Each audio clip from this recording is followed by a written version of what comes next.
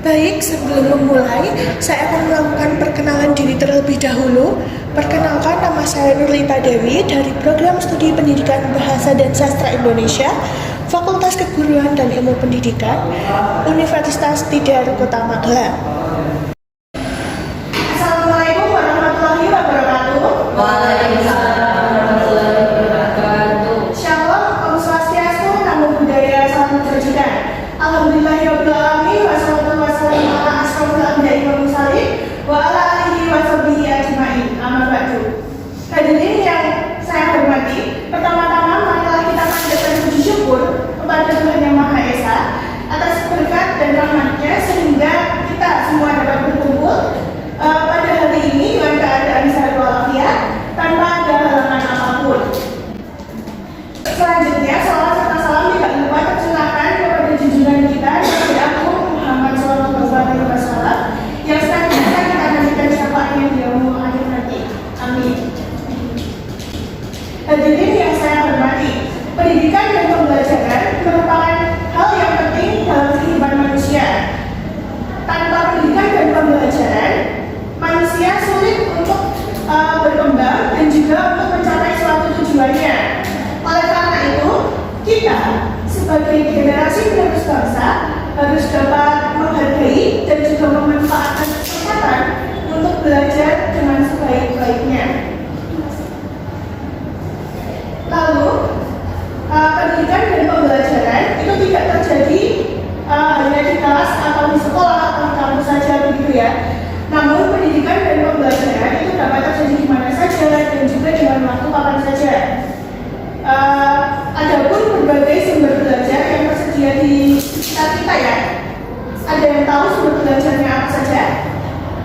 Baik, apa? Izin perkenalkan, saya Farah Mesti. Sumber belajar yang ada di sekitar kita mungkin seperti buku dan internet. Baik, sumber belajar di sekitar kita itu ada buku, ada internet, dan saya akan menambahkan sumber belajar di sekitar kita itu juga ada pengalaman hidup yang kita lalui. Nah, seperti itu. Lalu, dengan adanya sumber belajar tersebut, kita itu harus dapat memperkaya pengetahuan dan juga pengalaman yang kita dapatkan dari sumber-sumber yang tersedia di sekitar kita. Nah, tidak hanya memperkaya pengetahuan saja, namun kita juga harus dapat mengembangkan kemampuan kritis dan juga kreatif dalam berpikir. Dengan kemampuan tersebut, diharapnya kita itu bisa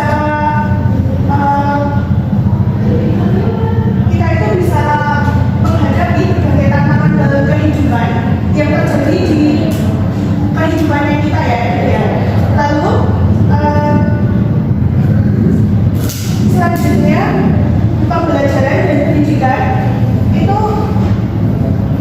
sumber belajarnya tadi ada buku, internet dan juga pengalaman. Ada lagi, ada yang tahu?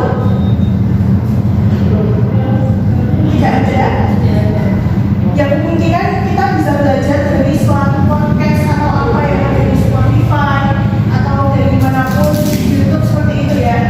Nah, lalu yang harus kita ketahui, pembelajaran di dalam kelas itu juga merupakan hal yang sangat penting bagi pendidikan. Karena apa?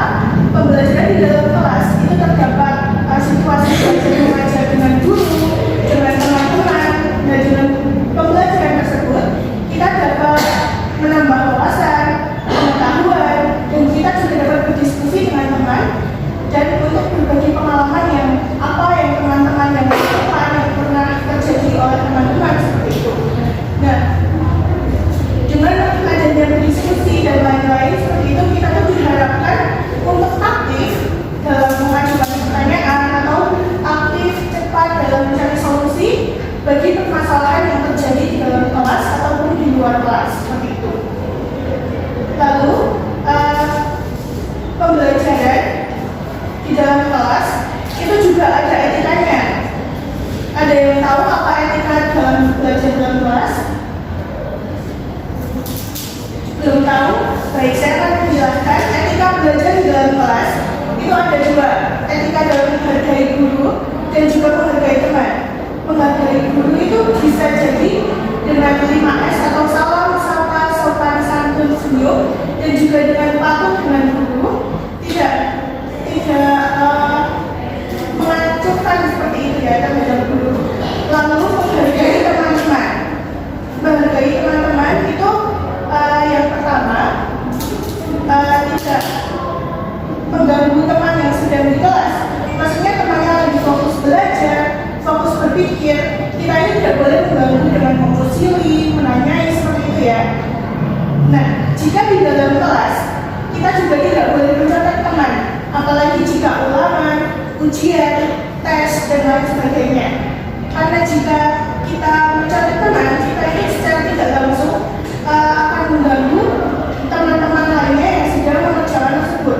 Misal saja, nanya dong gitu, nomor berapa gitu kan, pasti ada pengawas dan lain-lain guru yang melihatnya seperti itu ya. Itu akan menjadi hal yang tidak baik. Lalu yang terakhir, kita tidak boleh melakukan kegiatan yang tidak terpuji di kelas ataupun di sekolah.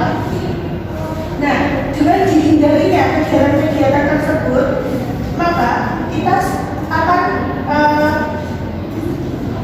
membuat kelas kita, membuat pembelajaran kita menjadi baik dan juga kondusif seperti itu ya.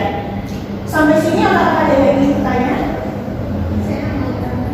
Ya boleh. Kan tadi udah disebutin ya, sumber belajar selain dari internet, buku sama pengalaman pribadi itu apa aja? Selain itu. Oh ya baik. Sumber pembelajaran selain dari buku, internet dan juga pengalaman seperti itu ya. Menurut saya sumber belajar yang lain itu ada seperti kursus atau bimbel, bimbingan belajar ya pada tahu kan. Lalu ada juga perkumpulan seperti itu ya, perkumpulan belajar. Nah misalkan saja perkumpulan pecinta matematika atau kumpulan pecinta ekonomi, bahasa seperti itu ya, itu bisa belajar dengan teman-teman yang lainnya di dalam kelas, pada sekolah dan lain-lain. Nah, lalu apakah ada yang ingin ditanyakan atau menambahkan lagi?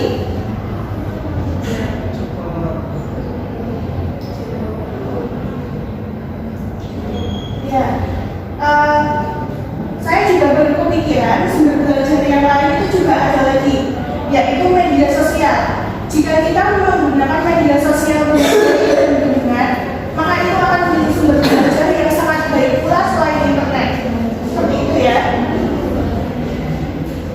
Ya karena tidak ada yang bertanya lagi, yang terakhir, saya ingin mengajak kita semua untuk terus bersemangat dan termotivasi dalam belajar. Lalu kesimpulannya dari pidato kali ini yaitu pendidikan dan pembelajaran itu memang bukan hal yang mudah. Namun dengan niat, tekad, dan usaha, maka kita akan mencapai suatu kesuksesan yang kita inginkan. Kita sebagai generasi muda juga harus mempunyai niat, usaha, tekad seperti itu agar mencapai cita-citanya kita. Demikianlah pidato saya kali ini.